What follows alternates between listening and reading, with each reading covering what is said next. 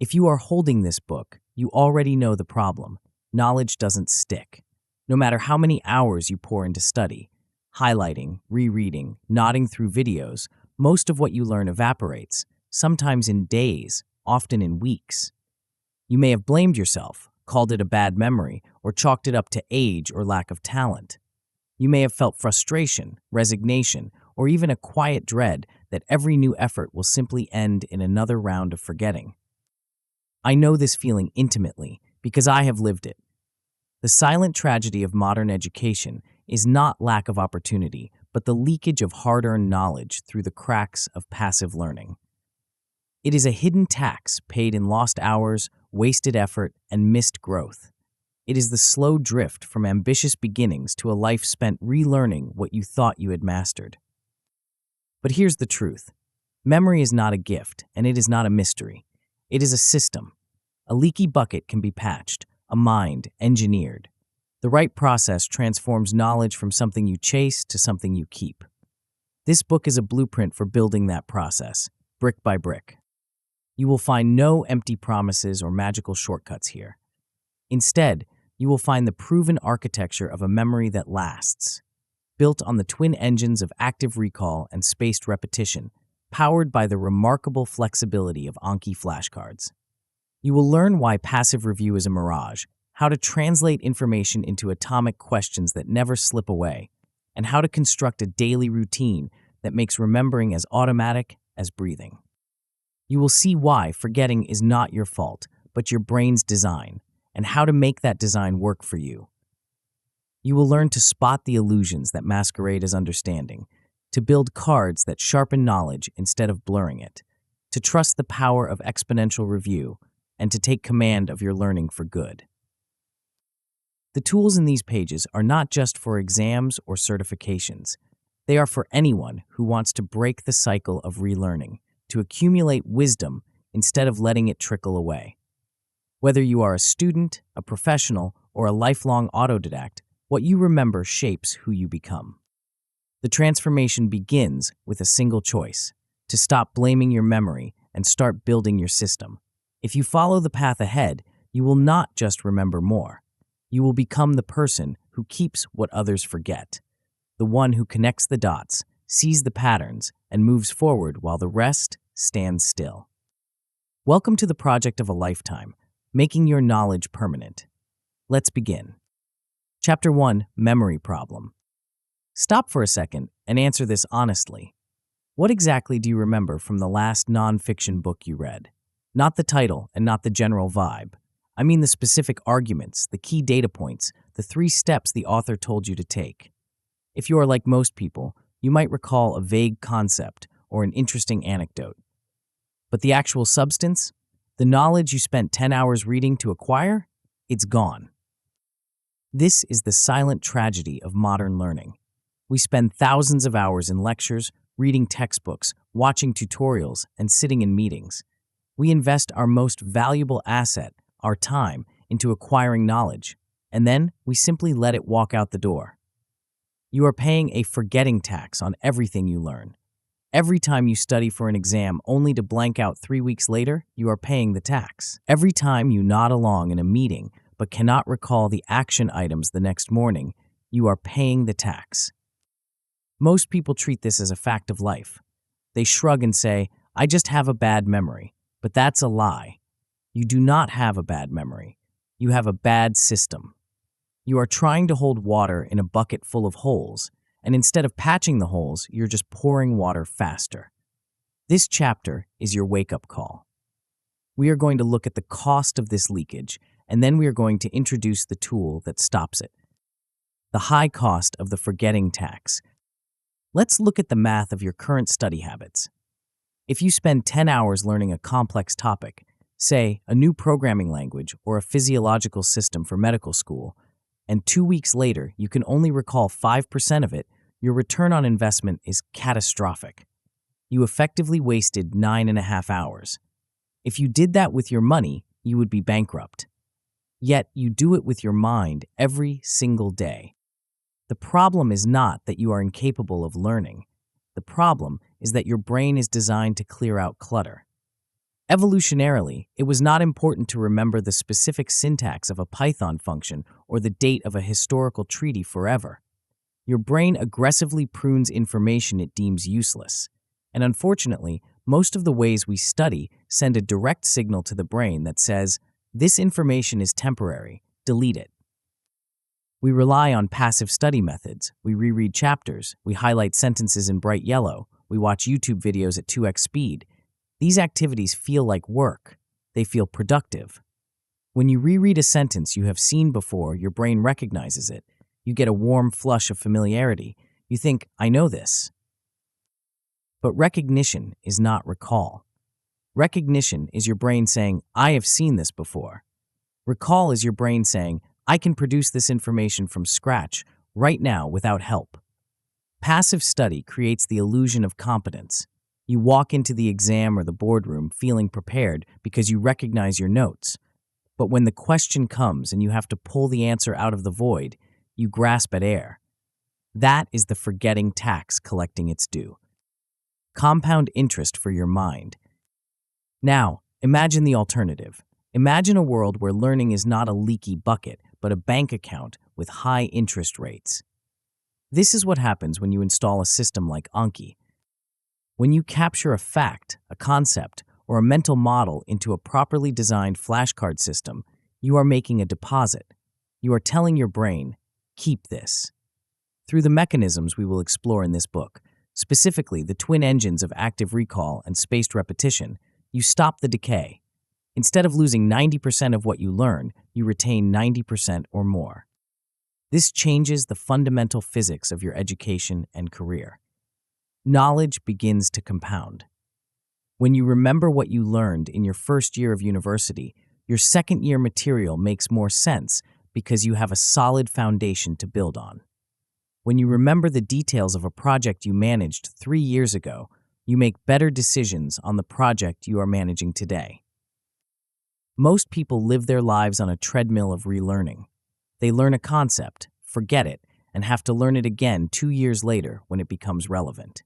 They never get ahead. They are always starting from zero. By using the system in this book, you step off the treadmill.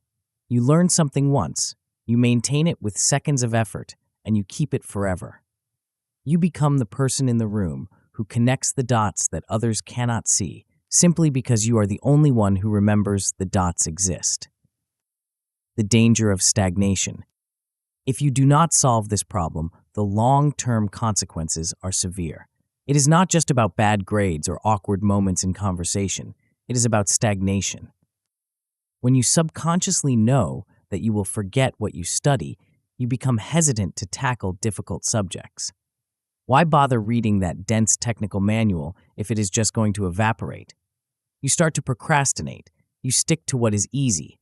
You rely on your ability to wing it or look things up on the fly. But you cannot look up deep expertise. You cannot Google your way through a complex negotiation or a high-stakes surgery. Over time, this erodes your reputation. In any field, the people who rise to the top are the ones who have the details at their fingertips. They are the ones who recall the precedent, the exception to the rule, the specific client requirement from 6 months ago. If you are constantly saying, "Let me get back to you on that," you are signaling that you are not in command of your domain. Staying passive with your memory is a quiet decision to stay average. The promise of a system.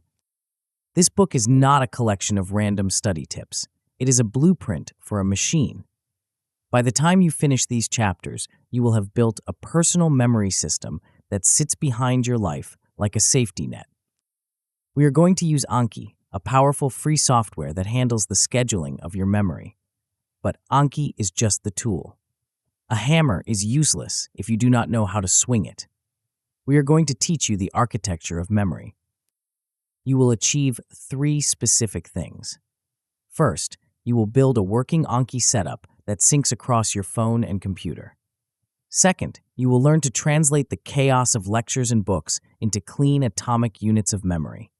Third, you will install a daily routine that takes less time than your morning commute, but guarantees you remember everything you choose to keep. You will experience real wins quickly. Within the first week of applying the strategies in the chapter on active recall, you will notice a shift. You will stop reading passively and start thinking in questions. You will feel the difference between the soft comfort of familiarity and the hard, steel-trap certainty of true retention. The roadmap to mastery. We are going to follow a specific sequence to get you there. We cannot just jump into the software settings, or you will fail. Most people who download Anki quit within a month because they use it wrong. They create bad cards, they get overwhelmed, and they blame the app. We are going to avoid that by building the foundation first. We will start with brain mechanics. You need to understand the rules of the game. You need to know why your brain wants to forget and how to trick it into remembering. We will look at the biological reality of how memories are encoded and retrieved. Then, we will move to active recall and card design. This is where the magic happens. You will learn the art of the flashcard. This is not about putting a word on one side and a definition on the other. It is about breaking down complex knowledge into sharp, vivid cues that force your brain to work. Bad cards are the number one reason people fail at this. We will turn you into a master designer. Next, we will tackle spaced repetition and the Anki engine. You will learn to trust the algorithm. You will stop stressing about when to study and let the system handle the scheduling. You will learn to interpret the data the engine gives you and how to tweak the controls. Finally, we will look at deck systems and daily practice. We will integrate this into your actual life. We will build a structure that can handle thousands of cards without becoming a burden. We will show you how to maintain a streak for years, not just days. Winners versus losers. There is a distinct difference in attitude between those who master this and those who drift. The losers in this game, and I use that term to describe the mindset, not the person, are looking for magic. They want a pill or a hack that gives them a photographic memory without effort. They brag about how little they studied. They wear their all-nighters like badges of honor. They view forgetting as something that just happens to them, like the weather. When they fail to recall something, they make excuses. I'm not a math person, or I have too much on my plate. The winners take a different view. They assume their natural memory is flawed. They know that the human brain is a leaky vessel, so they build a system to compensate. They take full responsibility for their retention. They do not rely on inspiration. They rely on protocol. They treat their Anki reviews like brushing their teeth, a non-negotiable hygiene habit that keeps their mind healthy. Winners understand that consistency beats intensity. They do not cram for 12 hours and then do nothing for a month. They show up for 20 minutes every single day. They understand that memory is not a gift. It is a construction project, and they are the architects. The hidden rules. You are standing at the edge of a new way of living, a life where you keep what you learn, a life where your knowledge grows every day instead of fading away. But to build this system, you first have to understand the invisible laws that govern your mind. You might think you know how you learn. You might think that reading this chapter was enough to make it stick. But your brain is already plotting to delete what you just read. It is preparing to purge the forgetting tax concept to make room for trivialities. To stop it, you need to understand the mechanism of the purge. You need to know exactly why some memories stick like superglue while others slide off like Teflon. There is a specific biological trigger that decides what stays and what goes, and most people go their whole lives without ever pulling it. In the next chapter, we are going to open up the black box of your brain and show you exactly where the delete button is and how to disable it. Before we continue, make sure to subscribe to Grow to the Top and activate notifications to receive more self-improvement tips that will supercharge your growth. And make sure to give this video a thumbs up and share it with your friends. It really helps the channel grow. Thank you for your support. Chapter 2, Brain Mechanics. Imagine you are trying to fly a complex aircraft. You have a destination in mind, and you have the ambition to get there. But you have absolutely no idea how aerodynamics works. You do not know what lift is. you do not understand drag, and you are just randomly pulling levers hoping the machine stays in the air. When the plane inevitably stalls and starts to plummet, you blame yourself. You think you are a bad pilot. You think you just do not have the talent for flying. This is exactly how you are currently treating your memory. You are operating the most complex biological machine in the known universe without an operating manual. When you forget a crucial fact during an exam or blank out on a client's name, you treat it as a personal failure or a lack of intelligence. You tell yourself you just have a bad memory. But memory is not magic, and it is not a lottery. It is biology. It follows specific, repeatable rules of physics. Once you understand the mechanics of the machine, you stop guessing. You stop treating forgetting as a mystery and start treating it as a predictable process that you can manage, manipulate, and eventually master. This chapter is about handing you the flight manual. We are going to look under the hood to see why your brain deletes information and how we can trick it into keeping it instead. The physics of the vanishing act. The first thing you must accept is that forgetting is not a bug in your software. It is a feature. Your brain is bombarded with millions of sensory inputs every day. The color of the car that passed you, the texture of your socks, the background noise in the coffee shop. If you remembered everything, you would go insane. Your brain is designed to filter out the noise to preserve the signal.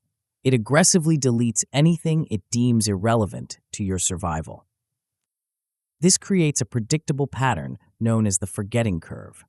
When you learn something new, your retention is at 100%. But the moment you stop thinking about it, the decay begins. It is not a slow, linear decline. It is a cliff. Within 24 hours, the vast majority of the details have evaporated. Within a week, you are often left with nothing but a vague sense of familiarity. Most students and professionals fight this curve with brute force. They cram, they push the rock up the hill, only to watch it roll back down the next day. But when you understand the physics of the curve, you realize that you do not need to push the rock constantly. You just need to catch it at the right moment. This brings us to the most critical distinction in memory science, one that will change how you view every study session from now on: the difference between storage strength and retrieval strength. Think of your memory like a massive library with a basement archive. Storage strength is how well a book is preserved in the archive. If you learned something deeply years ago, like the lyrics to a song from high school, it has high storage strength. It is in there somewhere, safe and sound. Retrieval strength, however, is how easily you can find that book right now. You can have high storage strength, but low retrieval strength. This is that frustrating tip-of-the-tongue phenomenon. You know that you know the answer, but you cannot pull it out. The book is in the library, but the librarian has lost the index card. Conversely, you can have high retrieval strength, but low storage strength. This happens when you cram for a test. You can recite the facts perfectly 10 minutes before the exam, but because the roots haven't grown deep, the information vanishes by the next morning. Our goal with Anki is not just to increase retrieval strength temporarily. It is to use retrieval strength to build storage strength. We want to make the librarian faster while simultaneously reinforcing the binding of the book. The great lie of familiarity. Once you understand these mechanics, you start to see why your old study habits were not just inefficient, but actively deceptive. The greatest enemy of learning is the illusion of competence. This usually happens during passive review. You open your textbook or your notes to a page you have read before. You scan the highlighted sentences. Your brain processes the visual input, recognizes the pattern, and sends you a signal of familiarity. You feel a warm glow of confidence. You say to yourself, "Yes, I know this." You are lying to yourself. What you are experiencing is recognition, not recall. Recognition relies on external cues. The answer is right there in front of you, so of course you recognize it. But the real world does not give you the answer. The exam paper does not show you the paragraph you highlighted. The client asking a tough question does not hold up a cue card. Real life requires recall, the ability to summon information from the void without assistance. This is why rereading is the most dangerous trap in learning. It creates a metacognitive illusion. You think you have mastered the material because you can read it fluently, but fluency is not mastery. You are like a person who watches a professional pianist play a concerto and thinks, "That looks easy, I could do that." But until you sit at the keys and try to play the notes yourself, you have no idea if you can actually perform. When you strip away the text and force yourself to answer a question, the illusion shatters. You realize that while you recognize the concept of mitochondria, you cannot actually explain how the electron transport chain works. This moment of failure is painful. It feels like a setback. But in the physics of memory, this struggle is the only thing that counts. The power of the struggle. There is a concept in cognitive science called desirable difficulties. It states that learning is most effective when it requires effort. If your study session feels easy, if you are breezing through pages and nodding along, you are wasting your time. You are merely polishing the surface. To encode information deeply, to move it from a fleeting thought to a permanent asset, you must engage in retrieval. You have to stop putting information in, reading, listening, watching, and start pulling information out. Every time you struggle to retrieve a memory, you are physically altering the neural pathways in your brain. Think of it like a path through a dense forest. The first time you walk it, the path is faint and overgrown. It is hard work to get through. But the act of walking it tramples the grass and breaks the twigs. The next time, it is slightly easier. If you walk it enough times, it becomes a highway. Passive review is like looking at a map of the forest. It gives you knowledge of the path, but it does not clear the trail. Only the act of walking, the act of retrieval, does that. This is why we are going to become obsessed with testing ourselves. Not testing for a grade, but testing for learning. The testing effect is one of the most robust findings in psychology. It shows that taking a test on material actually improves retention more than spending the same amount of time studying it again. The test is not a dipstick to measure the oil. The test is the oil change. It is the act that improves the engine. Escaping the cult of talent. This mechanical view of memory liberates you from the cult of talent. There is a pervasive myth that smart people are just born with sticky brains. We look at the medical student who breezes through anatomy or the polyglot who speaks 5 languages, and we assume they have a biological advantage. While genetic baselines exist, the passive genius is largely a myth. If you could follow those high performers around, you would see that they are not just staring at walls and absorbing knowledge by osmosis. They are engaging in high-quality encoding and retrieval, even if they do it unconsciously. They are the ones asking questions in class. They are the ones explaining concepts to their peers. They are the ones constantly testing their own understanding.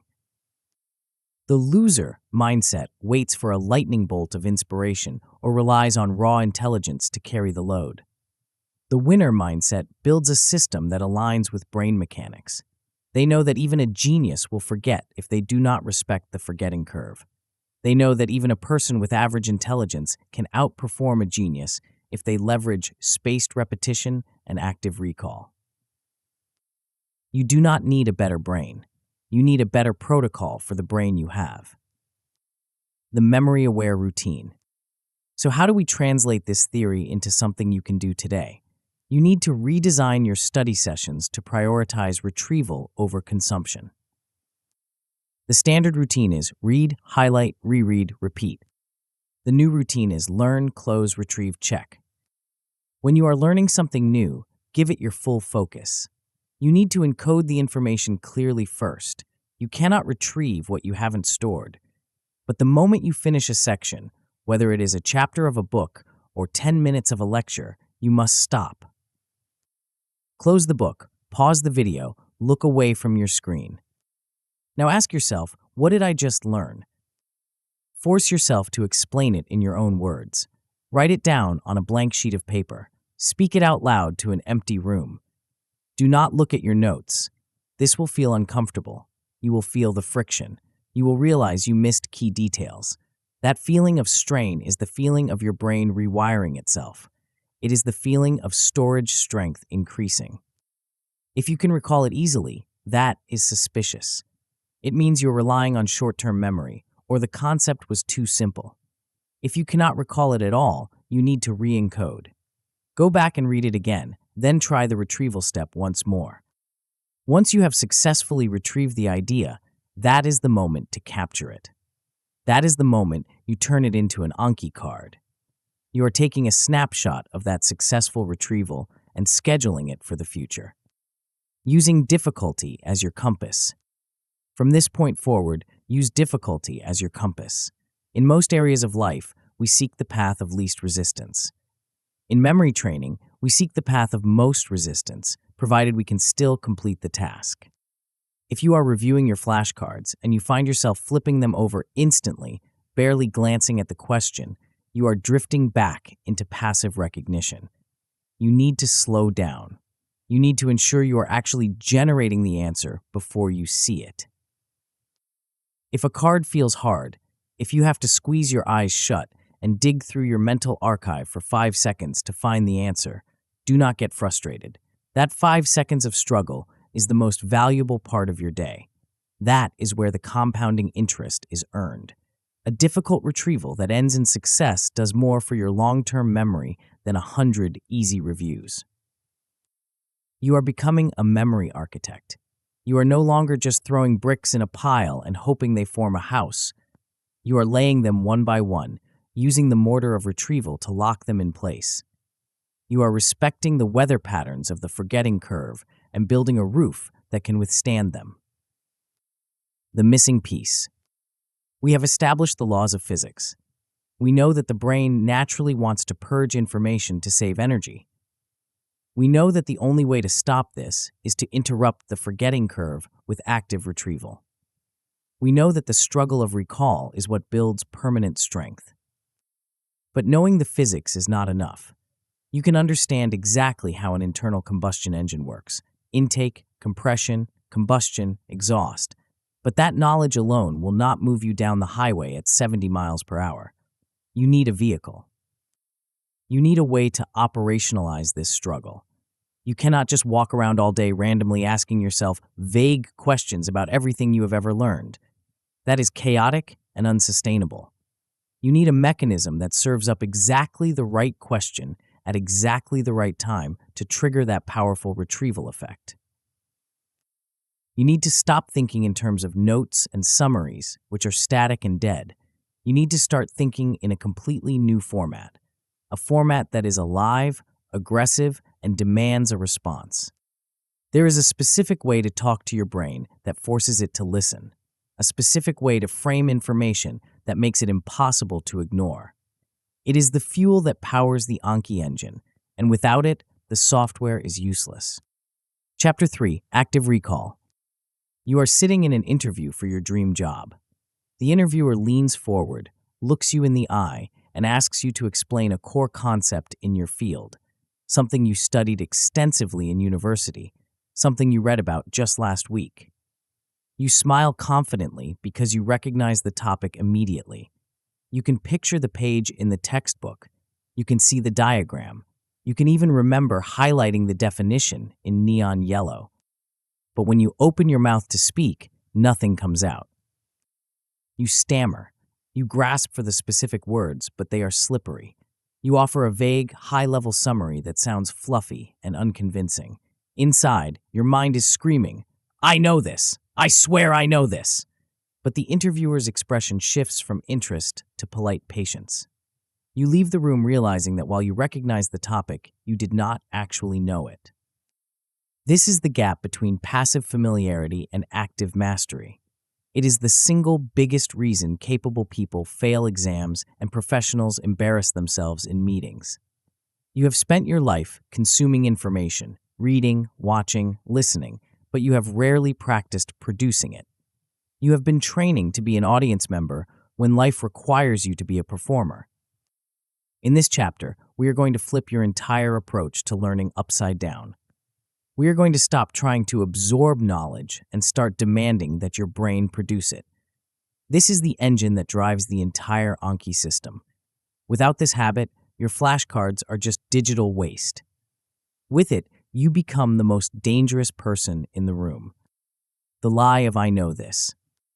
Most people walk around with a profound delusion about their own competence. This happens because our brains are easily tricked by fluency. When you read a textbook chapter for the third time, your brain processes the text faster than it did the first time. That speed feels like mastery. You say to yourself, yeah, I get it. But exams, client questions, and high-pressure decisions do not give you a multiple-choice list or a paragraph to read. They present you with a blank slate and a problem. They demand recall, not recognition. Recognition is passive. It is walking down the street and recognizing a face you have seen before.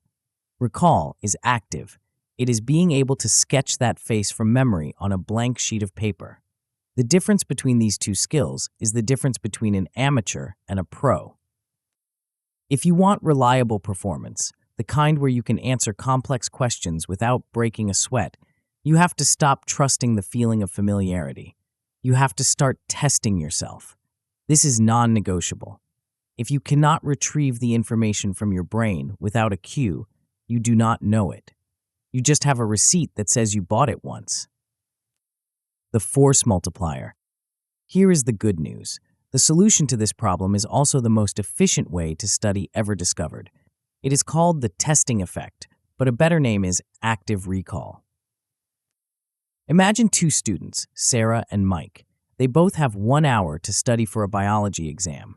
Sarah spends the full hour rereading her notes, highlighting key terms, and looking over diagrams. She feels productive because she is constantly looking at the material. Mike reads the notes for 15 minutes. Then he closes the book. He takes a blank sheet of paper and tries to write down everything he remembers. He gets stuck, struggles, sweats a little, and manages to recall about half of it. He opens the book, checks what he missed, closes it again, and tries to retrieve the missing half. By the end of the hour, Sarah feels confident because the material looks familiar. Mike feels tired because he has been struggling. But 2 days later, when the test comes, Sarah will score a 50%. Mike will score a 90%. Why? Because Sarah was practicing input. Mike was practicing output. Active recall is a force multiplier. It takes the same amount of time you are already spending on study and triples the retention value. When you struggle to retrieve a memory, when you have to dig deep and reconstruct the answer, you are signaling to your brain that this information is vital. That struggle is not a sign that you are failing. It is the feeling of your brain building a highway to that information. 2 ways to pull. To make this practical, we need to distinguish between 2 types of active recall. You need both in your arsenal. The first is free recall. This is the blank sheet method. You close your eyes or open a blank document and try to dump everything you know about a topic without any prompts. You might ask yourself, what did I learn in Chapter 2?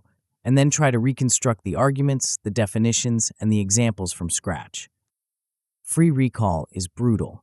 It exposes every gap in your understanding immediately. It is the gold standard for checking your big picture understanding. If you cannot explain the narrative of a topic from start to finish, you do not understand the structure. The second type is cued recall. This is where Anki lives. Cued recall is answering a specific question or prompt. What is the formula for kinetic energy? What are the 3 side effects of this medication? How do you say lawyer in Spanish? Cued recall is for precision. It allows you to drill specific facts, details, and relationships that might get skipped over in a free recall session. Anki is essentially a machine designed to automate cued recall, serving you exactly the prompts you need at the moment you are about to forget them. The no time fallacy. I can hear the objection already. This sounds great, but I don't have time to stop and quiz myself. I have 500 pages to read this week. I don't have time to write questions. This is the loser mindset talking. It is the voice of panic that confuses busyness with progress.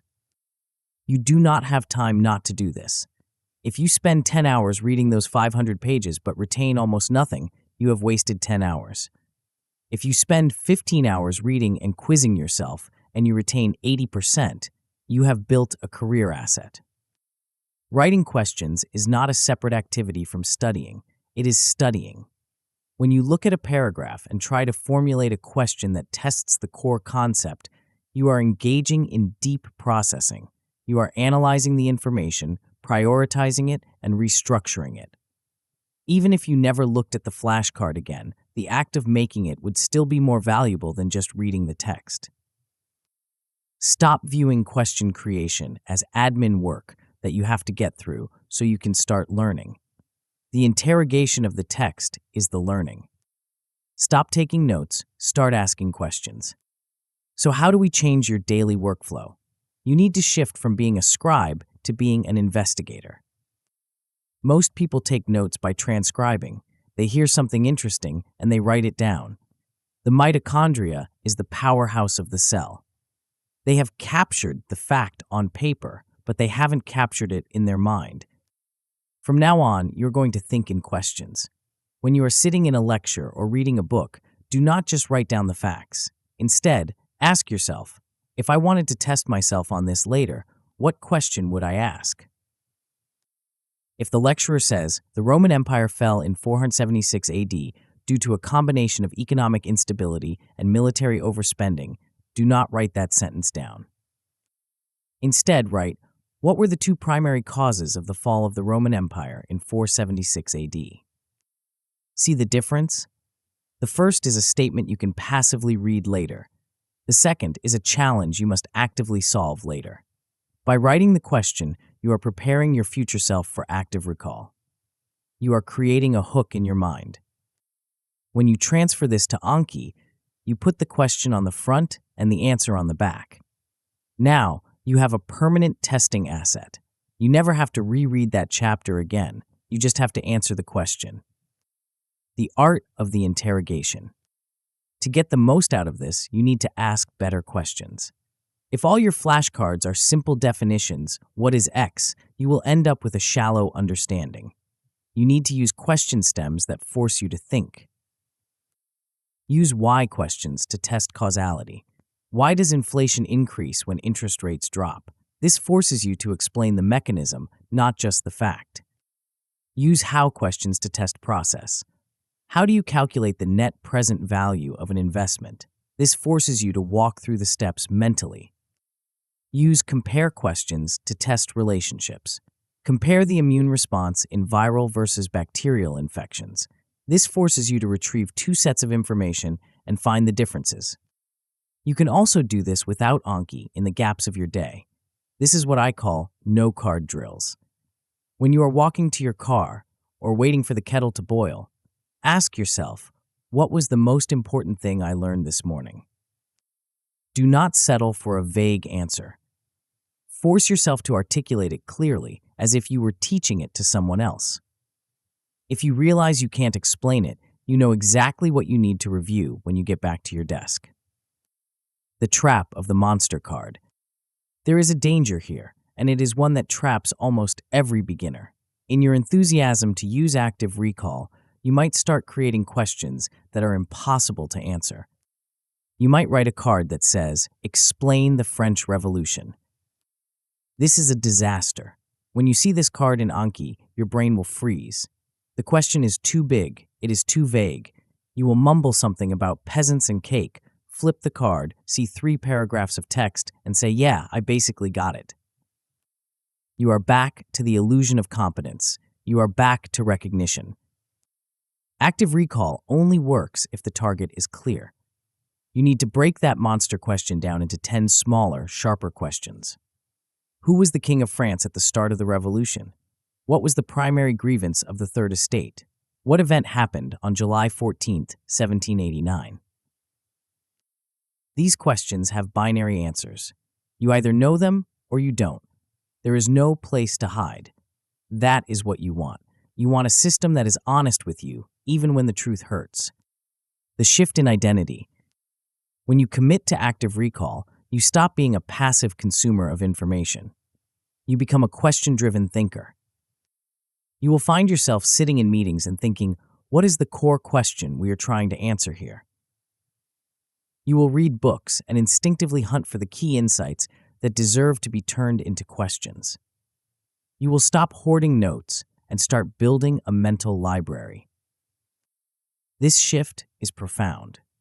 You will walk into exams or high-stakes presentations with a level of confidence you have never felt before. Not the fragile confidence of, I think I read that, but the ironclad confidence of, I have answered this question correctly 5 times in the last month. But there is a catch. You can have the best active recall habits in the world. You can be willing to struggle, willing to test yourself, and willing to put in the effort. But if the flashcards you are designing are ugly, cluttered, or poorly structured, your brain will eventually reject them. You will start to dread your reviews. The friction will become too high, and you will quit. We have talked about why we test ourselves. Now we need to talk about what we're testing. We need to look at the design of the card itself. Because if you get the design wrong, you aren't building a library, you're building a junkyard. In the next chapter, we are going to learn the rules of design that turn a painful chore into an effortless flow. Chapter 4, Card Design. You are sitting at your desk, phone in hand, ready to knock out your daily reviews. You swipe through the first few cards effortlessly. They are quick, sharp, and you feel a rush of competence. Then, you hit that card. You know the one. It is a wall of text. The question asks you to explain the 3 primary causes of the 2008 financial crisis and how they interacted with housing bonds. You sigh. You stare at the ceiling. You mentally drag yourself through a paragraph of explanation. You flip the card. You got the first cause right, the second one was a bit fuzzy, and you completely forgot the third. Now you face a dilemma. Do you mark it good because you got most of it? Do you mark it again because you missed a piece? You hesitate. You bargain with yourself. You waste 15 seconds just deciding how to grade your own performance. Finally, you press hard and move on, feeling drained. If your deck is full of cards like that, your system is already dead. You just haven't buried it yet. This is the silent killer of memory systems. It is not the algorithm, and it is not your discipline. It is bad design. You are building a house out of jagged, heavy rocks instead of precision-cut bricks. In this chapter, we are going to fix that. We are going to learn the art of the atomic flashcard. We will turn your reviews from a grueling interrogation into a high-speed flow state. The high cost of friction. Most people treat Anki cards like digital notebooks. They copy and paste entire definitions, lists, and nuances onto the back of a card, thinking they are being thorough. They believe that if the information is there, it will get into their head. But Anki is not a storage device. It is a testing device, and every test imposes a cognitive load. Cognitive load is the amount of mental effort required to process a task. When you design a card, you are creating a task for your future self.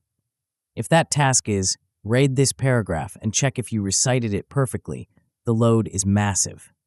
You have to parse the text, hold your own answer in working memory, compare the two, and make a complex judgment call on accuracy. That friction accumulates. 1 bad card is annoying. 100 bad cards is a workout.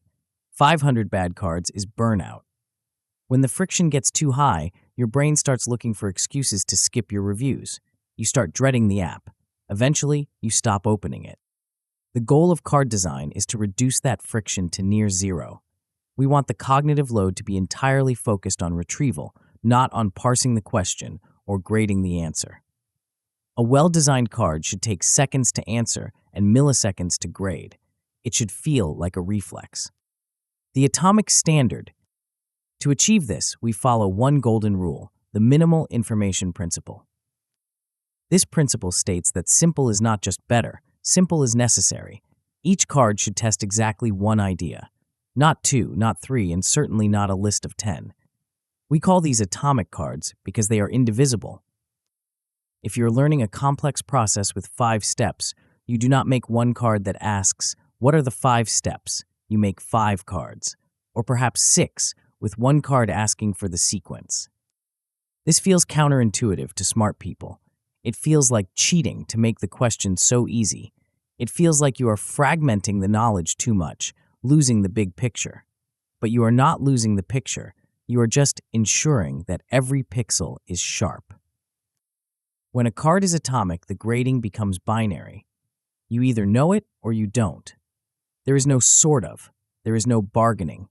If the card asks for the capital of a country and you know it, you press good. If you don't, you press again. This honesty is what feeds the algorithm. If you mix 3 facts on one card and you know 2 of them, you pollute the data.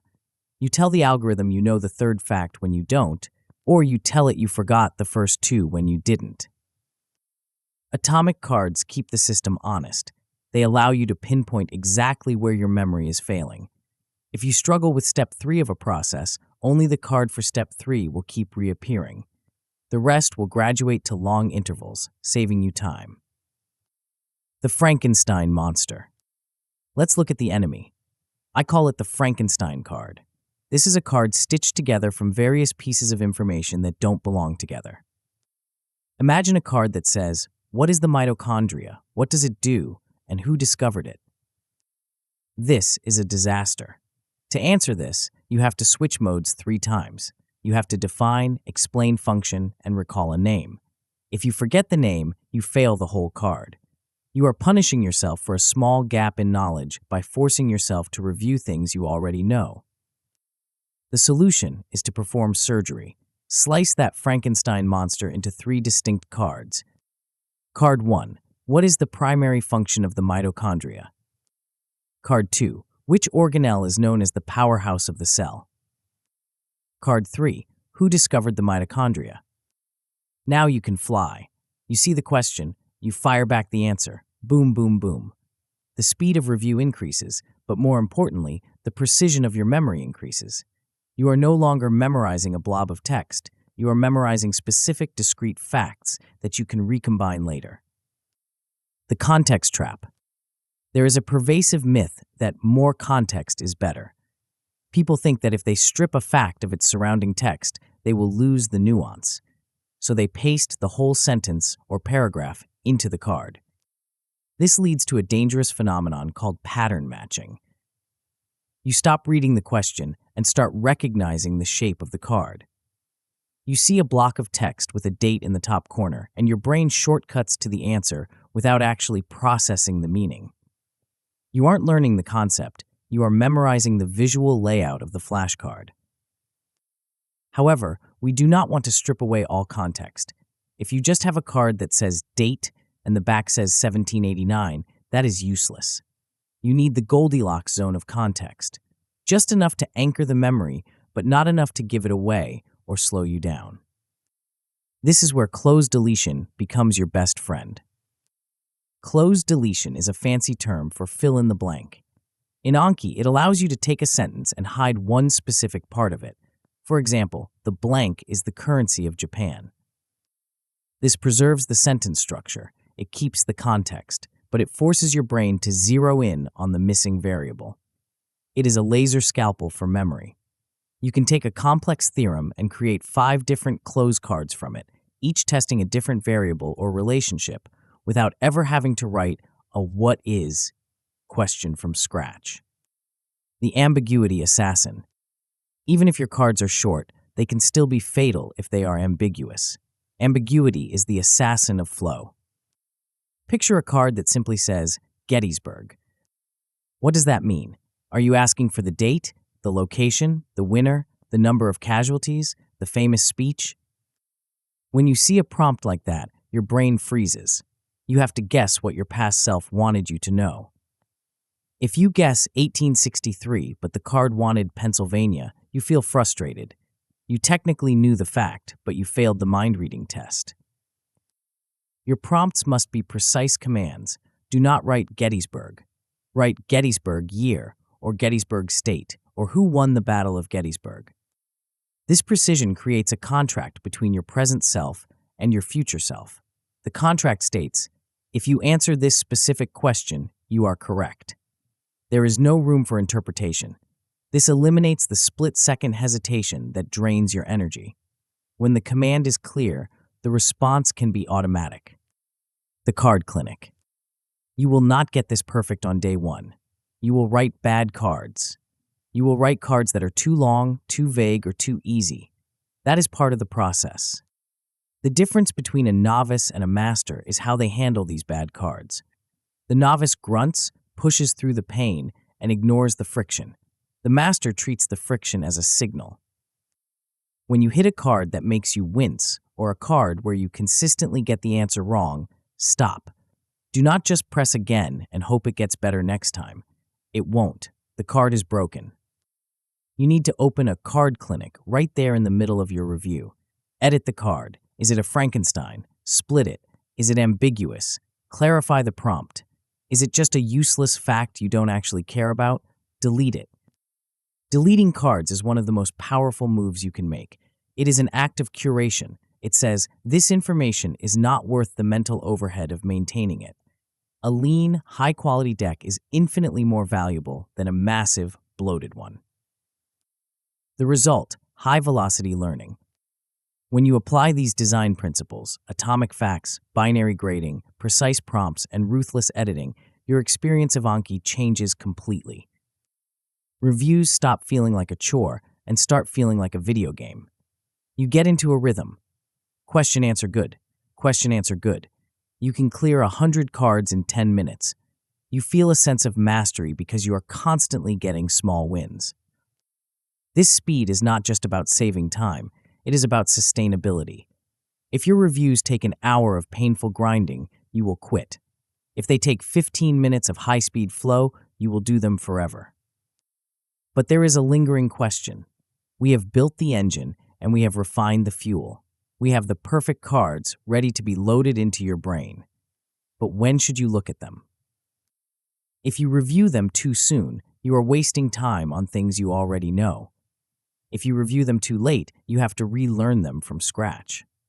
You need to hit a moving target that is invisible to the naked eye. You need to find the exact moment when a memory is about to die and resuscitate it. To do that, we have to stop looking at the content of the cards and start looking at the clock. We have to master the fourth dimension of memory. Chapter 5, Spaced Repetition. There is a variable in the equation of learning that almost everyone ignores. You obsess over what you are studying. You worry about how you are studying. You stress about where you are studying, but you rarely stop to think about when you are studying. This oversight is the reason you feel like you are constantly running on a treadmill, sweating and exhausting yourself, but never actually moving forward. You learn a fact today and you review it tomorrow. Then you review it the next day, then the next. You are terrified that if you stop spinning the plate, it will crash.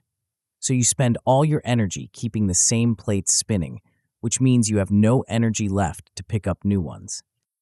Or you take the opposite approach. You learn something today and you ignore it for 3 months until the night before the exam. Then you try to shove it all back into your brain in a violent, high-stress sprint. You might pass the test, but a week later, the plate hasn't just crashed, it has disintegrated. There is a third way. It is a method of manipulating time that feels almost like cheating. It allows you to do the minimum amount of work required to maintain the maximum amount of knowledge. It is the art of waiting until the last possible second to review something right before it falls out of your head and catching it.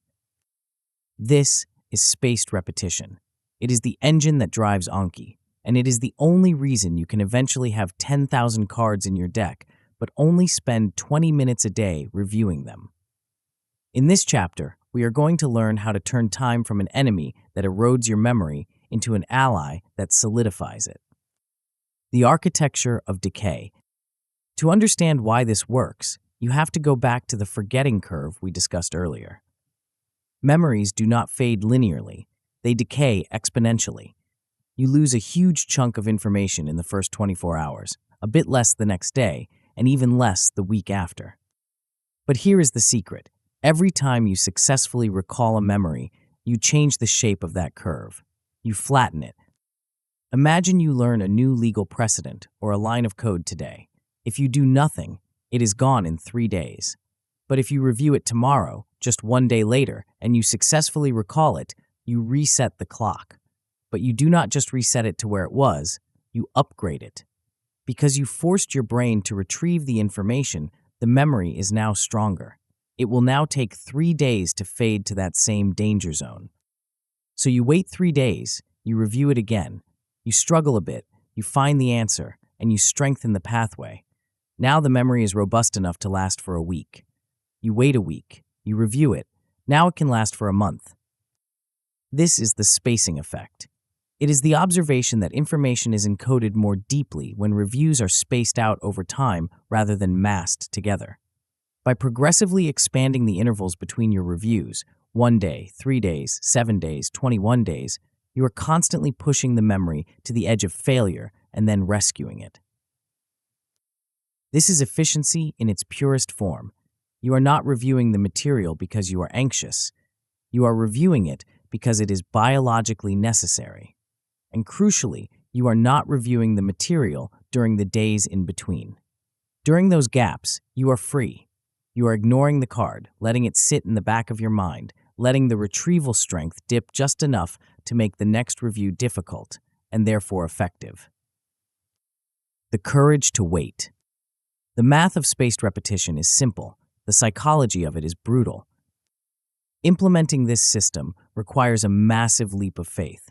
You have to be willing to not look at a card for 3 months.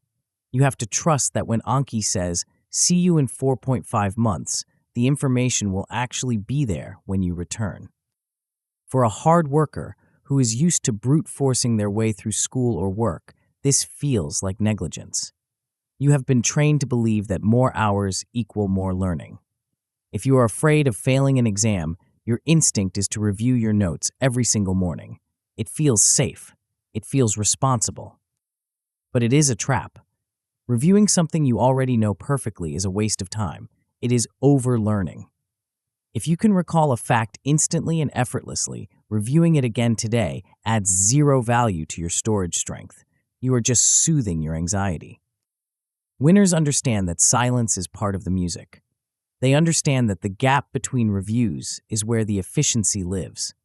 If you review a card every day for 30 days, you have done 30 units of work. If you use spaced repetition, you might review that same card on day 1, day 3, day 10, and day 30.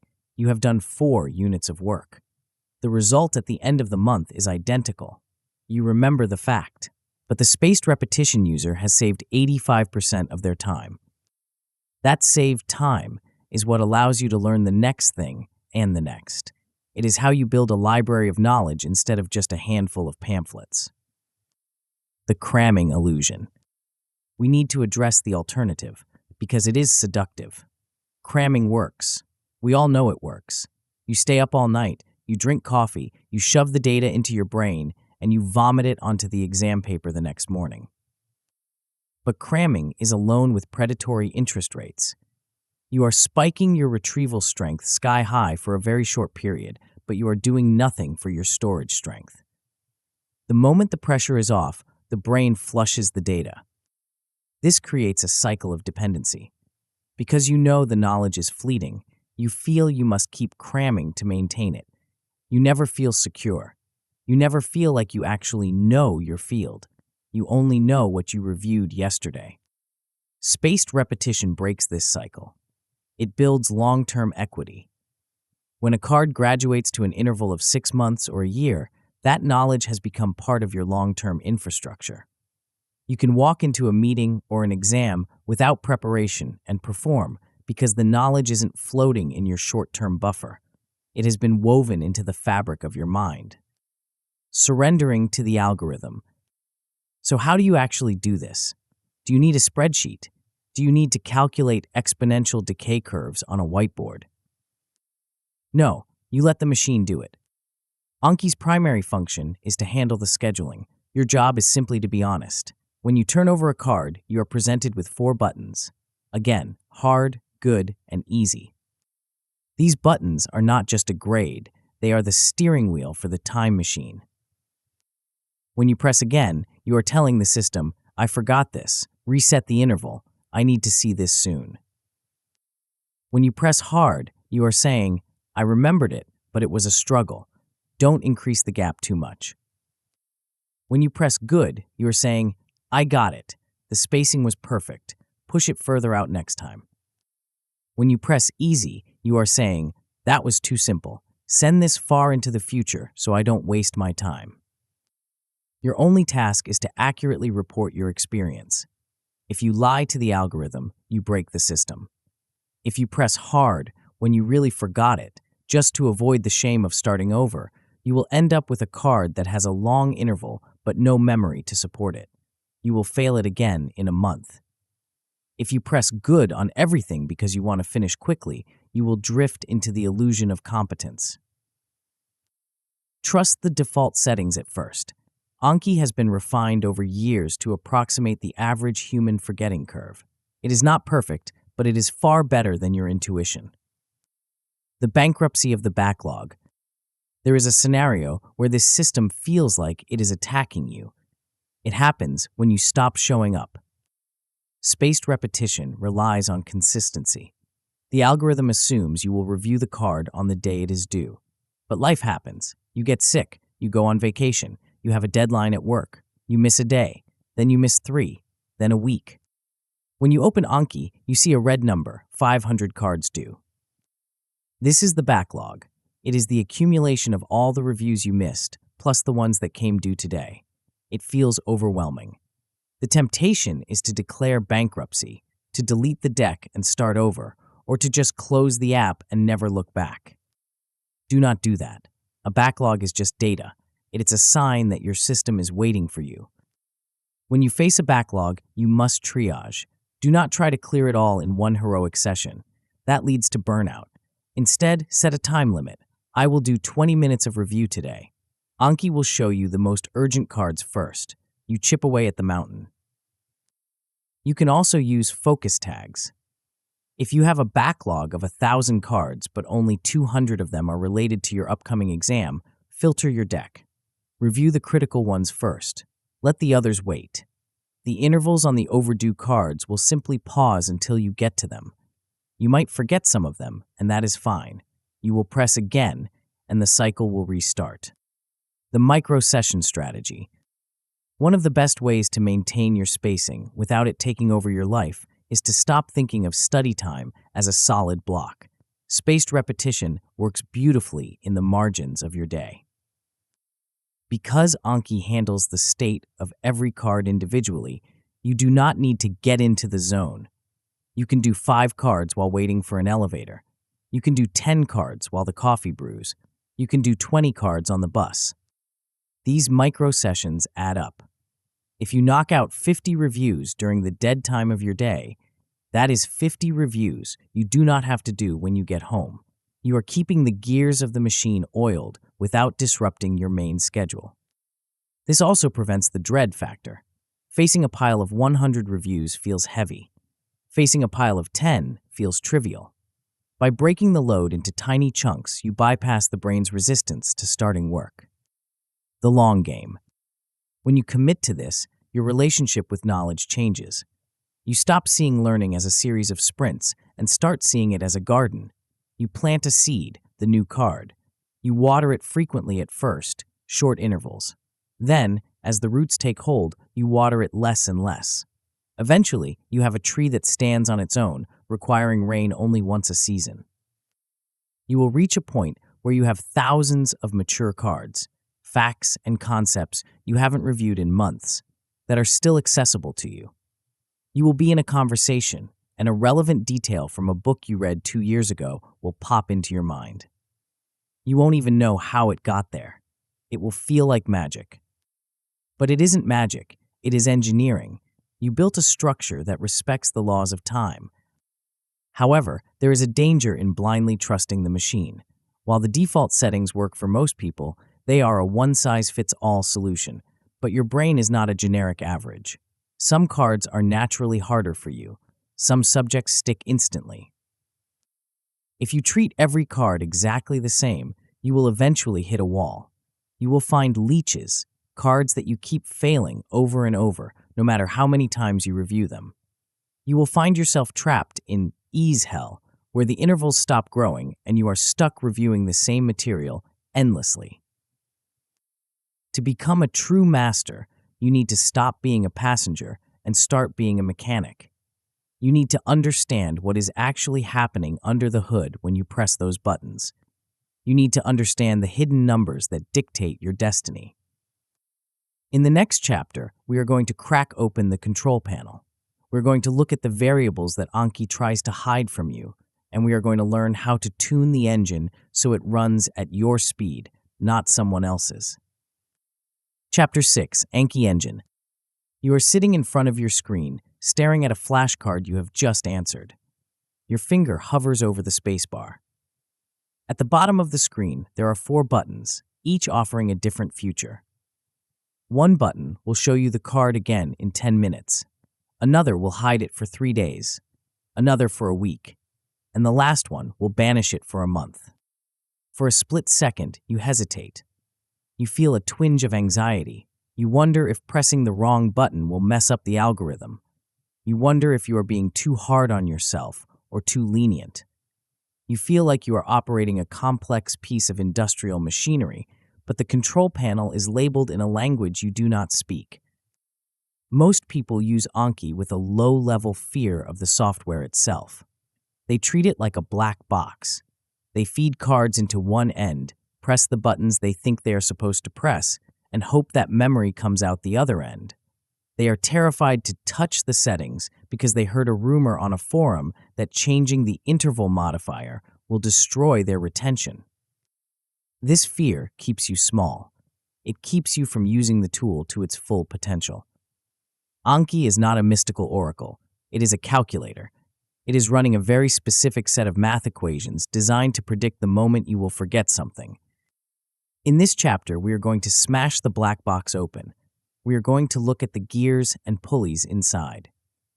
Once you understand how the engine works, you stop being a passenger who is just along for the ride, and you become the driver. You will learn exactly what happens when you press those buttons and how to tune the engine so it runs at the exact speed of your brain. The graduation ceremony. To understand the engine, you first need to understand the journey of a single card. A card in Anki is not a static object. It is a traveler moving through different phases of life. When you first create a card, it is in the new phase. It is fragile. It has no history, and Anki has no data on how difficult it is for you. Your goal in this phase is simply to introduce the card to your brain. When you review a new card, Anki keeps the intervals very short, usually 1 minute and 10 minutes. These are called learning steps. You are not really testing your memory here. You are encoding the information. Once a card passes these initial steps, usually by you pressing good twice in a row, it graduates. It becomes a learning card. It is still young, but it has survived the first day. The real goal, however, is to get the card to mature status. A mature card is one that has an interval of 21 days or more. This is the holy grail. When a card is mature, it means the knowledge has taken root. It has moved from your short-term buffer into your long-term infrastructure.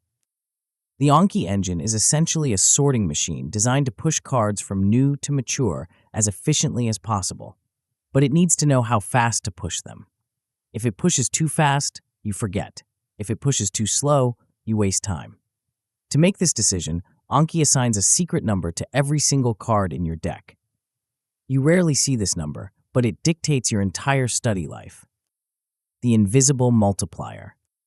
This secret number is called the ease factor. Think of the ease factor as a credit score for each memory. It represents Anki's current estimate of how easy that specific piece of information is for you. Every card starts with a default ease factor, usually 250%. Here is the math, simplified. If a card has an interval of 10 days and an ease factor of 250%, and you press good, Anki takes the current interval 10 and multiplies it by the ease factor, 2.5. The new interval becomes 25 days. If you press good again after 25 days, Anki does the math again, 25 times 2.5. The new interval is roughly 62 days. This is exponential growth. This is how you get to those massive intervals where you don't see a card for a year. The ease factor is the multiplier that makes spaced repetition possible. But here's the catch. The ease factor is not static. It changes based on which button you press. This is where most people accidentally sabotage their own decks. They treat the buttons as emotional descriptors. I felt good about this, rather than mechanical levers that adjust the multiplier. The 4 levers of control. Let's look at your control panel. You have 4 buttons, again, hard, good, and easy. Each one sends a different signal to the engine. When you press again, you are telling the engine, I failed. The engine reacts aggressively. It resets the interval to 0, or close to it, but it also punishes the card's credit score. It lowers the ease factor, usually by 20 percentage points. The engine assumes that because you forgot this card, it is inherently difficult. It will now show you this card more frequently forever, unless you prove otherwise. When you press hard, you are telling the engine, I remembered it, but it was a struggle. The engine does 2 things. First, it grows the interval, but only by a tiny amount, usually 1.2 times the previous interval. Second, it lowers the ease factor slightly. It assumes the card is tricky, so it reduces the multiplier to prevent the interval from growing too fast in the future. When you press good, you are telling the engine the system works. You remembered the card with a normal amount of effort. The interval grows by the standard ease factor. Crucially, the ease factor itself stays the same. This is the baseline. You should be pressing this button most of the time. When you press easy, you are telling the engine, you are wasting my time. The engine boosts the interval massively immediately. It also increases the ease factor. It says, okay, this user is a genius at this topic. Let's ramp up the multiplier so we don't bore them. The danger lies in the hard button. There is a trap known as ease hell. If you habitually press hard on a card because you want to see it again soon, just to be safe, you are constantly lowering its ease factor. Eventually, the ease factor hits the minimum, 130%. Now the card barely moves. You review it, press hard, and see it again in 3 days. You press hard again and see it in 4 days. You are trapped in a loop of endless reviews for a card that should be easy. The lesson is simple. Be honest. If you know it, press good. If you don't, press again. Use hard and easy sparingly. Trust the math. When good cards go bad, even in a perfect system, you will fail. You will have a mature card that you have known for 6 months, and one day it will pop up and you will draw a blank. This is called a lapse. When you lapse on a mature card, Anki treats it as a crisis. It resets the interval significantly. However, it does not necessarily treat it as a new card. It puts the card into a relearning phase. Think of this like a professional athlete who gets injured. They don't have to relearn the sport from scratch, but they do need to go through rehab before they return to the main roster. Anki gives the card a few short steps to reestablish the memory trace before kicking it back out into the long-term schedule. But sometimes a card doesn't just lapse once. It lapses over and over again. You get it right, then wrong, then right, then wrong. It refuses to stick. Anki has a name for these cards. They are called leeches. A leech is a card that you have failed a specific number of times, usually 8. When a card becomes a leech, Anki tags it, and depending on your settings, might suspend it automatically. Many users see the leech tag as an insult. They feel stupid. They try to brute force the card, unsuspending it and reviewing it 10 times a day. This is a mistake. A leech is not a sign that you are stupid. It is a sign that the card is bad. Almost every leech is a design failure. It is likely a Frankenstein card with too much information, or it is ambiguous, or it is trying to memorize a random string of numbers without context. The engine is doing you a favor by flagging it. It is screaming, "This card is costing you too much time. Fix it or kill it." When you see a leech, do not just review it again. Edit it, break it down, add a mnemonic, or if the information isn't critical, delete it. Deleting a leech is an act of mercy for your brain. Reading the dashboard. Once you stop fearing the buttons and start respecting the leech warnings, you can start looking at the bigger picture. Anki provides statistics that act as a dashboard for your memory. The most important number to watch is your true retention on mature cards. This tells you what percentage of mature cards you answer correctly. You might think you want 100% retention. You want to get everything right every time. But if your retention is 99%, you are actually doing something wrong. It means your intervals are too short. You are working too hard. You are reviewing things you already know perfectly. You are inefficient. On the other hand, if your retention is 70%, you are letting too much slip through the cracks. You are wasting time relearning things you forgot. The sweet spot is usually between 80 and 90%. This means the engine is challenging you just enough. It means you are pushing the intervals to the limit of your ability, maximizing efficiency. If you find your retention is too high, you can go into the deck options and increase the interval modifier. This is a global setting that tells Anki, I have a strong memory, multiply all intervals by 1.1. If your retention is too low, you can lower it to 0.9. This is how you tune the car. You adjust the global speed limit based on how well you are driving. The precision instrument. When you understand ease factors, lapses, and the interval modifier, Anki changes. It stops being a flashcard app and starts being a cybernetic extension of your mind. You realize that forgetting is just a data point that adjusts a multiplier. You realize that struggling is just a signal to lower the ease factor. You stop taking the process personally. You stop feeling guilty about the red backlog numbers or the leech tags. You see them for what they are, feedback mechanisms in a self-correcting system. You are now the driver. You know how to accelerate, how to brake, and how to fix the engine when it starts making noise.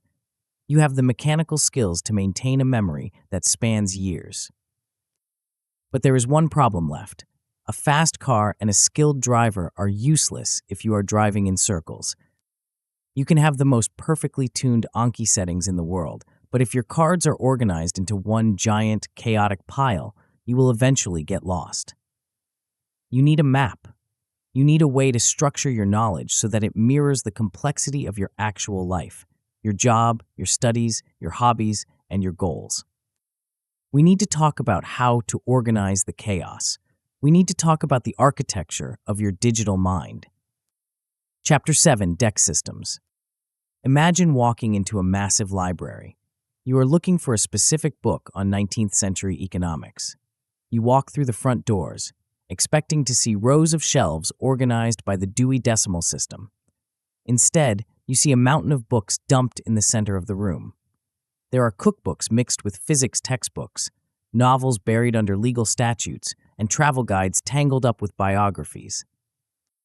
To find what you need, you have to dig through the pile, picking up random items one by one. This is not a library, it is a landfill. This is exactly what your Anki collection looks like right now if you have not thought about structure. You might have a deck called Default, or maybe a few loosely named decks like French and Stuff. Inside those decks, you have thousands of cards floating in a chaotic void. When your system is messy, your brain has to work twice as hard. You waste energy deciding what to study. You lose track of how much work you actually have pending. You feel overwhelmed by the sheer volume of unorganized facts. If you want to build a memory that lasts a lifetime, you cannot just throw information into a pile. You need to be an architect. In this chapter, we are going to turn that pile into a skyscraper.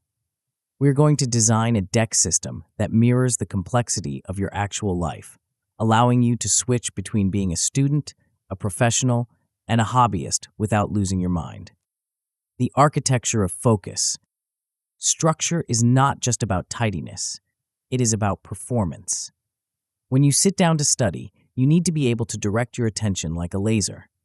If you are trying to prepare for a medical board exam, you do not want to be interrupted by a card asking for the capital of Peru or the conjugation of a Spanish verb. Context switching is expensive.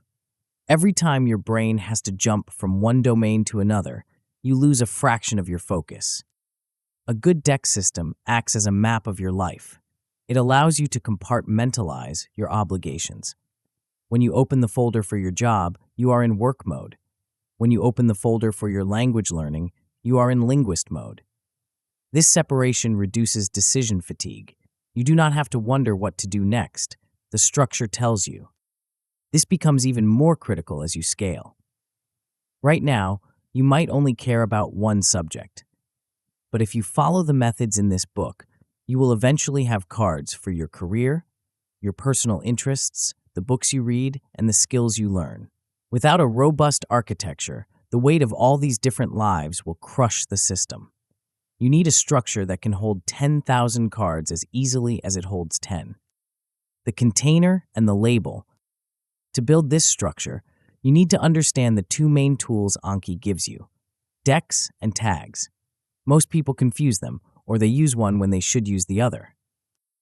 Think of a deck as a physical room or a container. A card can only live in one deck at a time. Decks are hierarchical. You can have a master deck called medicine and subdecks inside it for anatomy, pharmacology, and pathology. This hierarchy allows you to study everything at once by clicking the master deck, or to drill down into a specific topic by clicking the subdeck. Think of a tag as a sticky label you put on a card. A card can have unlimited tags. Tags cut across the deck structure. You might have a tag called urgent that you apply to cards in your anatomy deck and your pharmacology deck. You might have a tag called hard that you apply to anything you are struggling with, regardless of the subject. The mistake most beginners make is creating too many decks. They make a deck for every single chapter of a book or every single lecture. They end up with a list of 50 decks that they have to click on one by one. This is deck sprawl, and it kills your motivation. The better approach is to use decks for high-level domains and tags for the details. Your decks should represent the major areas of your life. You might have a deck for university, a deck for French, and a deck for general knowledge. Inside the university deck, you might have subdecks for each course. That is it. You do not need a subdeck for week 1, week 2, and week 3. Use tags for that. The myth of the giant pile. There is a school of thought in the Anki community that says you should just put everything into one giant deck. The argument is that real life is random, so your study should be random. They say that interleaving, mixing different subjects together, improves memory. While interleaving is a real phenomenon, the one giant deck strategy is usually a disaster for high performers. It ignores the reality of deadlines and priorities. If you have a chemistry exam on Friday, you do not want your study session to be 50% chemistry and 50% random geography facts you added 3 years ago. You need the ability to prioritize. If everything is in one deck, you lose the ability to say, I need to focus on X right now. You need walls in your house. You do not want your toilet in your kitchen. Similarly, you do not want your hobby trivia mixed in with your professional certification prep. Keep the major domains separate so you can control the flow of your time. The gatekeeper protocol. Before we even talk about how to organize your cards, we need to talk about which cards are allowed in the building. The single biggest cause of a failed Anki system is not bad organization. It is garbage data. Every card you create is a debt. It is a promise that you will review this piece of information potentially forever. If you add a card today, you might review it 5 times this month, then 4 times next year, then once a year for the rest of your life. That is a significant amount of time for a single fact. Most people are hoarders. They read a book and try to memorize every character's name. They take a course and try to memorize every slide. They fill their decks with low-value trivia that they will never actually use. You need to become a ruthless gatekeeper. Before you add a card, run it through a filter. Ask yourself, is this relevant to a high-stakes exam? Is this useful for my long-term career? Is this a fundamental concept that other knowledge builds upon? If the answer is no, do not make a card. Just read it and move on. It is okay to forget things. You are not trying to be a walking encyclopedia. You are trying to build a functional tool for your life. If you fill your system with noise, you will eventually stop listening to the signal. Building your map. So how do you actually set this up? Start with the big picture. Look at your life and identify your knowledge domains. For most people, these fall into 3 buckets. First, your core obligation. This is your degree, your job, or the main skill you are paid to have. Second, your personal development. This includes languages, hobbies, or skills you are learning for fun. Third, your general wisdom. This is for books you read, mental models, and life principles. Create a top-level deck for each of these. Inside your core obligation deck, create subdecks for the specific projects or courses you are currently taking. Once a course is finished, you can merge those subdecks back into the main deck, or move them to an archive deck if you want to keep the knowledge active but separate from your current work. Then, use tags to create a semantic index. This is where the power lies. Tag every card with its source. If you are learning from a specific textbook, tag it textbook name. If you are learning from a lecture, tag it lecture date. Create status tags for your workflow. Use a tag like Leech Candidate for cards that you keep getting wrong but aren't ready to delete. Use a tag like Clarify for cards where you realize the question is poorly written and needs editing.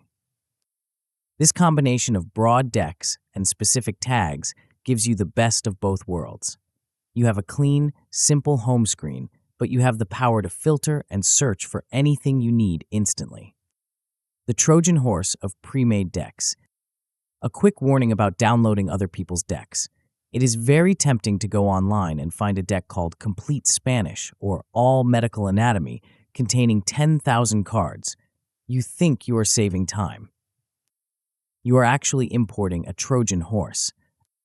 When you download a massive deck, you are inheriting someone else's thought process. You are inheriting their bad card design, their ambiguity, and their lack of context. But worse, you are flooding your system with thousands of reviews that you did not schedule. If you must use a pre-made deck, treat it like raw material, not a finished product. Import it, but suspend every single card immediately. This means they will not show up in your reviews. Then, as you study the topic in your actual class or textbook, go into the browser and unsuspend only the cards that match what you just learned. This forces you to verify the card. You can edit the wording to make it sound like you. You can delete the ones that are poorly written. You are taking ownership of the knowledge. Never let a stranger's cards enter your active rotation without vetting them first. The review of the future. When you get this right, your daily practice transforms. You open Anki, and instead of a daunting list of random tasks, you see a dashboard of your life. You see that you have 20 reviews due for your biology class. You click that deck. You are in the zone. You finish them. Then you see you have 10 reviews for your Spanish hobby. You click that deck. You switch gears. You enjoy the language practice. Finally, you see 5 reviews for the business book you read last month. You knock them out. You feel organized. You feel in control. You know that nothing is slipping through the cracks, but you also aren't being bombarded by irrelevant noise. But there is one final piece of the puzzle. We have the science, the cards, the engine, and the structure. We have built a Ferrari, but a Ferrari sitting in the garage is useless. You have to drive it, and you have to drive it every single day, even when it is raining, even when you are tired, and even when you just don't feel like it. The most perfect system in the world will fail if you cannot integrate it into the chaotic, messy reality of your daily schedule. You need a routine that is bulletproof. You need to know how to handle the days when everything goes wrong. We need to talk about the grind. Chapter 8, Daily Practice. You have built the machine. You understand the physics of memory. You have designed atomic cards that are a joy to answer, and you have tuned the engine to match your brain's unique frequency. You have organized your knowledge into a coherent map. Technically, you have everything you need to become a learning machine. But right now, you are at the most dangerous point in the entire process. This is the moment where most people fail. They fail not because they lack intelligence and not because they lack the right settings. They fail because they treat Anki like a project instead of a lifestyle. They treat it like a sprint. They load up 500 new cards on a Sunday afternoon, fueled by a burst of motivation and caffeine. They grind through them for 3 hours, feeling like a hero. They do it again on Monday. By Wednesday, The reviews from Sunday and Monday have piled up. The excitement has faded. The new toy energy is gone. They look at the app, see a red badge with a 4-digit number, and they feel a pit in their stomach. They skip a day. The number grows. They skip another day. Eventually, the guilt becomes heavier than the workload, and they delete the app to make the bad feelings go away. We are going to prevent that. We're going to take all the theory we have discussed and bolt it to the floor of your daily reality. We are going to move from the abstract world of algorithms to the messy, tired, busy world you actually live in. This chapter is about the grind, but it is about a specific type of grind, one that is sustainable, invisible, and eventually automatic. The hero trap. The biggest lie in the world of self-improvement is that intensity produces results. We love the montage sequence in movies where the protagonist works themselves to the bone for a week and emerges as a master. But memory does not work like a montage. Memory works like compound interest. If you study for 10 hours on Sunday and then 0 hours for the rest of the week, you have not done 10 hours of work. In the eyes of the spacing algorithm, you have done 1 effective session and 6 days of neglect. The algorithm relies on sleep. It relies on the gaps between sessions to consolidate the memory trace. You must abandon the idea of being a hero. Heroes burn out. You want to be a clock. You want to be boringly, relentlessly consistent. The magic of Anki only unlocks when you show up every single day, regardless of how you feel. When you review daily, the workload is surprisingly low. You are catching every card at its optimal moment, just before you forget it. This means you are doing the minimum amount of work required to maintain the memory. But if you skip 3 days, you are no longer reviewing, you are relearning. The cards have slipped past the forgetting curve, and now you have to drag them back up the hill. Consistency is your shield against overwhelm. When you have a routine, you never have to worry about a backlog explosion. You trust that if you just do your small block of work today, tomorrow will be manageable. You are trading the chaos of cram and crash for the calm of a steady rhythm. The daily architecture. So how do we build this rhythm? You cannot just say, I will use Anki every day. That is a wish, not a plan. You need to anchor the habit to time and space. You need to identify 2 specific windows in your day. The first is your review window. This is for clearing your due cards. Ideally, this happens early in the day. The longer you wait, the more decision fatigue accumulates and the harder it becomes to start. For many successful users, this happens during the dead time of a commute. If you take a train or a bus, that is your Anki studio. If you drive, you might do it immediately upon arriving at your destination, sitting in the car for 10 minutes before walking into the office or campus. The second window is your new card window. This is distinct from reviewing. Reviewing is maintenance. Adding new cards is growth. You should never add new cards until your reviews are finished. If you are drowning in debt, you do not go out and buy a new car. Keep your new card window modest. This is where people destroy themselves. They add 50 or 100 new cards a day because they want to learn fast. But remember the multiplier effect. Every new card you add today will become a review tomorrow, and 3 days later, and next week. Adding 20 cards a day creates a long-term tail of hundreds of future reviews. Start small. 5 new cards a day is 1,800 cards a year. That is an entire language or a significant portion of a medical board exam, achieved with almost zero stress. You can always scale up later, but you can rarely scale down without crashing. The lie of motivation. There will be days when you do not want to do this. There will be days when you are sick, heartbroken, exhausted, or just lazy. You will look at your phone and feel a physical repulsion to the idea of answering flashcards. This is where the amateur waits for motivation. They try to get in the mood. They watch a motivational video or wait for a spark of energy. The professional understands that motivation is a liar. Feelings follow action, not the other way around. You do not need to feel like doing your reviews to do them. You just need to open the app and answer 1 card. Once you start, a strange thing happens. The anxiety vanishes. The dopamine hit of pressing the good button kicks in. The momentum takes over. Usually, the hardest part of the session is the 10 seconds before you start. You must reject the all-or-nothing mindset. This is the perfectionist's curse.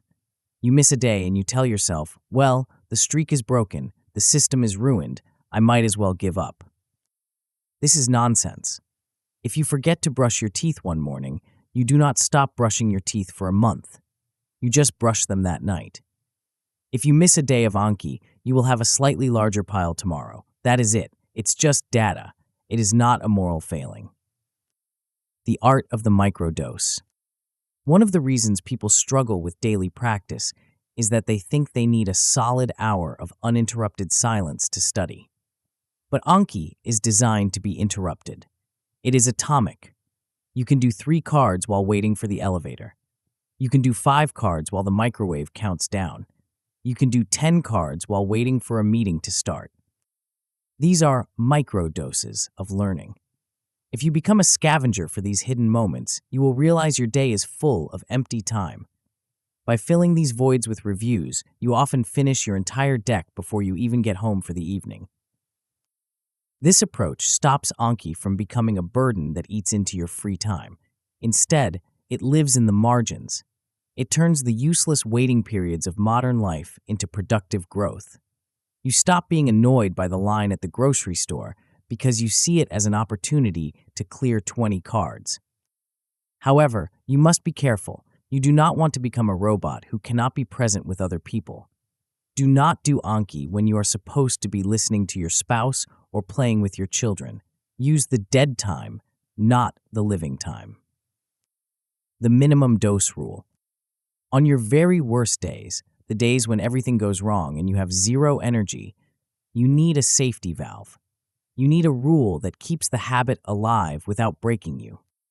I call this the minimum dose rule. The rule is simple. On bad days, you do not have to finish your deck. You just have to do 5 minutes, or even just 5 cards. The goal on a bad day is not progress, it is survival. You are keeping the neural pathway of the habit open. You are proving to yourself that you are the kind of person who shows up no matter what. Often, once you do the 5 minutes, you will find you can do 5 more. But even if you stop, you have won. You have maintained the chain. You have prevented the psychological collapse that comes from breaking a streak. The weekly audit. While the daily grind is about execution, you need a moment to step back and be the manager. Once a week, perhaps on a Sunday, take 10 minutes to audit your system. Look at your statistics. Is your retention rate dropping? Maybe you are adding too many new cards. Is your daily review time creeping up to an unmanageable level? Maybe you need to suspend some leeches or lower your new card limit. This is also the time to do garbage collection. During the week, you might have flagged cards that were poorly written or confusing. Do not break your flow to fix them on Tuesday morning. Flag them and then fix them during your weekly audit. Rewrite the ambiguous questions. Delete the cards that turned out to be useless. This maintenance keeps the deck healthy. If you never clean the system, the friction will eventually become too high and you will stop using it. When the crash comes, even with all these safeguards, you might crash. You might go on a 2-week vacation and decide to disconnect completely. You come back to a backlog of 2,000 cards. The panic sets in. The mountain looks too high to climb. Here is how you handle it. Do not try to clear it in one day. That is the hero trap again. If you try to do 2,000 reviews in one sitting, you will hate the process and quit. Instead, set up a backlog recovery protocol. Set a timer for your normal study time, say 30 minutes. Work on the backlog for exactly 30 minutes, starting with the most important decks. When the timer goes off, stop. Anki will wait. The algorithm will pause the cards you didn't get to. Tomorrow, do another 30 minutes. It might take you a week or two to chew through the pile, and that is fine. During this time, turn off all new cards. You are in debt repayment mode. Do not take out new loans until the debt is cleared. The invisible transformation. If you follow this routine, the daily windows, the microdoses, the minimum dose on bad days, and the weekly audit, something profound will happen after about 60 days. The friction will disappear. You will no longer have to force yourself to open the app. It will become automatic. You will sit down on the train, and your thumb will drift to the Anki icon before you even realize what you're doing. You will start to feel strange if you haven't done your reviews, like you forgot to put on your shoes. This is the point of automaticity. This is where the results start to compound exponentially. You are no longer spending energy on the decision to study. All your energy goes into the learning itself. You have built the system. You have installed the habits. You have mastered the engine. You are now accumulating knowledge at a rate that would seem impossible to your old self. But what does this actually look like 10 years from now? What happens when you have not just passed the exam, but you have retained the knowledge of an entire field? What happens to your career, your confidence, and your identity when you stop being a sieve and become a vault? We have spent this entire book looking at the mechanics of the process. Now, we need to zoom out and look at the person you are becoming. We need to talk about the endgame. Chapter 9, Lifetime Mastery. You have reached the end of the manual, but you are standing at the beginning of the work. Throughout this book, we have taken a mechanical approach to the human mind. We stripped away the magic and the mystery. We looked at the biology of the neuron, the mathematics of the forgetting curve, and the logic of the algorithm. We turned your memory into an engineering problem, and then we solved it. But now, I want you to forget about the mechanics for a moment. I want you to look at the horizon. Imagine a version of yourself 5 years from now. This version of you has not just read this book, but has lived it. This person has a deck of 20,000 cards, covering every book they have read, every project they have managed, and every skill they have learned. This future self walks into a high-stakes meeting and does not need to check their notes, because the data is already there. They walk into an exam hall and feel a sense of calm, not panic. They meet an old friend and instantly recall the name of their spouse and the specific trouble they were having with their job 3 years ago. This person is not a genius. They do not have a photographic memory. They simply have an operating system that works. They have stopped being a sieve and started being a vault. This chapter is about how you become that person and why the effort you are about to put in is the highest leverage investment you will ever make. The integrated machine. Let's take a step back and look at the machine you have built. It is easy to get lost in the weeds of settings and card types, so let's look at the whole engine at once.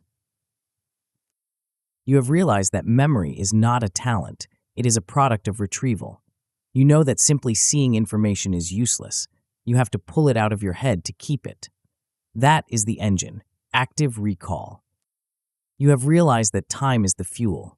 You know that reviewing something every day is a waste, and reviewing it once is negligence. You have to review it at the moment of impending failure. That is the schedule, spaced repetition. You have realized that the quality of the input determines the quality of the output. You know that vague, bloated questions lead to vague, fragile memories. You have learned to slice information into atomic, binary facts. That is the interface, card design. And finally, you have realized that none of this matters if you do not show up. You have built a routine that fits into the cracks of your day, turning dead time into growth. That is the driver, daily practice. When these 4 components spin together, they create a positive feedback loop. Because your cards are well designed, your reviews are fast. Because your reviews are fast, you do them consistently. Because you do them consistently, the spacing algorithm works perfectly. Because the algorithm works, you remember everything. And because you remember everything, you feel confident enough to learn more. The end of imposter syndrome. The most immediate benefit of this system is not academic, it is emotional. It is the death of anxiety. We live in an information economy. Your value to the world is largely determined by what you know and how well you can apply it. Deep down, many of us feel like frauds. We know that we read the book, passed the certification, or attended the seminar, But we also know that if someone put us on the spot right now, we would blank. We walk around with a secret fear of being exposed. We rely on Google, on our archives, on "let me get back to you." This creates a low-level background hum of stress. We are constantly trying to patch the holes in our knowledge before anyone notices them. When you trust your Anki system, that noise stops. You know that if you put a fact into the system, it is yours. It is not renting space in your short-term memory. It is owned property. This gives you a terrifying level of confidence. When you speak, you are not guessing. You are reciting from a database that you maintain daily. This frees up your mental energy. Instead of frantically trying to recall the basics, your brain is free to do the high-level work: synthesis, creativity, and strategy. You cannot think outside the box if you cannot remember what is inside the box. Mastery of the fundamentals is the prerequisite for creativity, and Anki guarantees mastery of the fundamentals. The social superpower. We often talk about memory as a solitary pursuit, something for students in libraries or coders in dark rooms. But memory is deeply social. Think about the most charismatic person you know. Chances are they are an excellent listener. But what does it mean to be a good listener? It means they remember what you said. When you meet someone for the second time and you ask them about their specific hobby, or you remember the name of their dog, or you reference a book they recommended a year ago, you are doing something powerful. You are signaling respect. You are telling them, "You matter enough for me to encode this." Most people drift through relationships. They forget promises. They forget details. They have to be reminded of the context of previous conversations. This erodes trust. It signals that the relationship is disposable. With a memory system, you can become the person who keeps commitments. You can have a deck for your network. It sounds mechanical, but the result is deeply human. You can tag cards with people's names. You can review the details of your team's lives before a meeting. You can be the person who connects the dots between people because you are the only one who remembers the dots. In a world of distracted, forgetful people, the person who remembers is king. You become the repository of the group's history. You become the reliable one. You become the leader, simply because you have the context that everyone else has lost. The compound interest of wisdom. The most exciting part of this journey is what happens to the math over time. In the first month, Anki is work. You are creating cards, you are establishing the habit, and you are doing a lot of reviews because all your intervals are short. But fast forward 2 years, you have thousands of cards that are mature. Their intervals are 1.5 years, 2.5 years, 5 years. You might have a deck of 10,000 cards, but you only see 30 of them a day. This is the compounding effect. The cost of maintaining a memory drops towards zero over time, but the value of the memory stays high. This means you can keep adding new layers of knowledge without the structure collapsing. Most people have a knowledge cap. If they learn a new language, they forget their college history. If they learn coding, they forget their biology. They are constantly overwriting old data to make room for the new. You do not have a cap. You can stack skills. You can be a programmer who also knows history, who also speaks Japanese, who also understands finance. The old knowledge does not leave. It just moves to the background, maintained by a tiny trickle of reviews, ready to be called up the instant you need it. This changes your identity. You stop saying, "I'm not a math person," or "I'm not good with languages." You realize that you can learn anything, provided you are willing to put it into the system. The barrier to entry for new fields drops. You become fearless. You become a polymath, not by accident, but by design. The first step. So, here we are. You have the map, you have the vehicle, you have the destination. The only thing left is to turn the key. Do not let this book be another thing you read, enjoyed, and forgot. That would be the ultimate irony. Do not let the forgetting tax claim this knowledge too. Here is your immediate instruction. Put this book down, go to your computer, download Anki. It is free. It takes 30 seconds. Create one deck. Name it after the most important thing you are learning right now. Not general knowledge, but Anatomy 101, or Python syntax, or quarterly sales data. Create 10 cards, just 10. Make them atomic, make them clear. Use the principles of design we discussed, then review them. That is it. Do not try to build the perfect system today. Do not try to import 1,000 cards. Just plant the first 10 seeds. Then, make a contract with yourself. Commit to 1 week, 7 days. Tell yourself that for the next 7 days, you will open the app and clear the queue, no matter what. It will take you less than 5 minutes a day. At the end of the week, look at your stats. Look at the retention. Feel the difference between the cards you put in the system and the information you left out. That feeling, that solidity, will be all the motivation you need to continue. The cost of waiting. I want to leave you with one final thought. Every day you wait to start this, you are bleeding. You are spending your most precious resources, your time, your attention, your effort, and you are getting almost nothing in return. You are pouring water into the bucket with holes. Think about the book you read last year that you loved. How much of it is left? Think about the course you took 3 years ago. What remains? If you do nothing, the future will look exactly like the past. You will work hard, you will learn things, and then you will lose them. You will stay on the treadmill. But if you start today, you step off the treadmill. You start building a skyscraper. The first brick goes down today, the second one tomorrow. And because of the system, the bricks never crumble. They stay where you put them. A year from now, you will look back at this moment as the turning point. You will look at your mental library, vast and secure, and you will wonder how you ever lived without it. You have the tools, you have the knowledge, the rest is just showing up. Welcome to the winner's circle. Now, go make your first card.